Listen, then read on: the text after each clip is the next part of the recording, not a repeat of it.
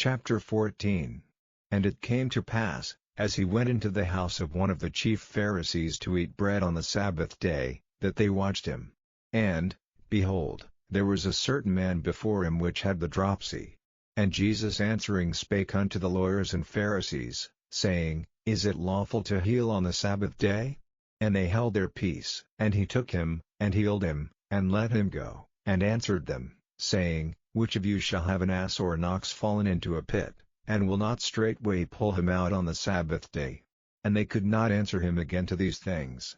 And he put forth a parable to those which were bidden, when he marked how they chose out the chief rooms, saying unto them, When thou art bidden of any man to a wedding, sit not down in the highest room, lest a more honorable man than thou be bidden of him, and he that bade thee and him come and say to thee, Give this man place, and thou begin with shame to take the lowest room. But when thou art bidden, go and sit down in the lowest room, that when he that bade thee cometh, he may say unto thee, Friend, go up higher, then shalt thou have worship in the presence of them that sit at meat with thee. For whosoever exalteth himself shall be abased, and he that humbleth himself shall be exalted.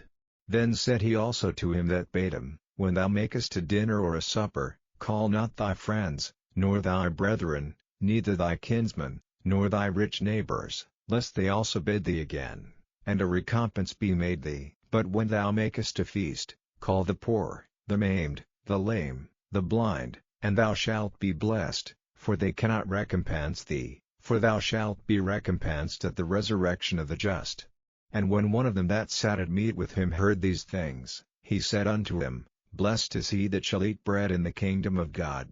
Then said he unto him, A certain man made a great supper, and bade many, and sent his servant at supper time to say to them that were bidden, Come, for all things are now ready. And they all with one consent began to make excuse. The first said unto him, I have bought a piece of ground, and I must needs go and see it, I pray thee have me excused. And another said, I have bought 5 yoke of oxen, and I go to prove them, I pray thee have me excused. And another said, I have married a wife, and therefore I cannot come.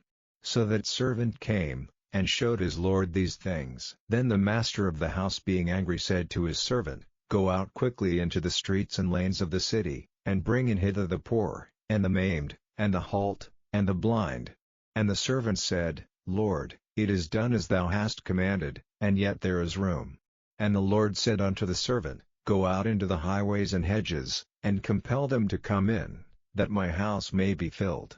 For I say unto you, that none of those men which were bidden shall taste of my supper. And there went great multitudes with him, and he turned, and said unto them, If any man come to me, and hate not his father, and mother, and wife, and children, and brethren, and sisters, yea, and his own life also, he cannot be my disciple. And whosoever doth not bear his cross, and come after me, cannot be my disciple. For which of you, intending to build a tower, sitteth not down first, and counteth the cost, whether he have sufficient to finish it, lest haply, after he hath laid the foundation, and is not able to finish it, all that behold it begin to mock him, saying, This man began to build, and was not able to finish. Or what king, going to make war against another king, sitteth not down first, and consulteth whether he be able with 10,000 to meet him that cometh against him with 20,000? Or else, while the other is yet a great way off, he sendeth an ambassage, and desireth conditions of peace. So likewise, whosoever he be of you that forsaketh not all that he hath, he cannot be my disciple. Salt is good, but if the salt have lost his savor, wherewith shall it be seasoned? It is neither fit for the land, nor yet for the dunghill, but men cast it out. He that hath ears to hear, let him hear.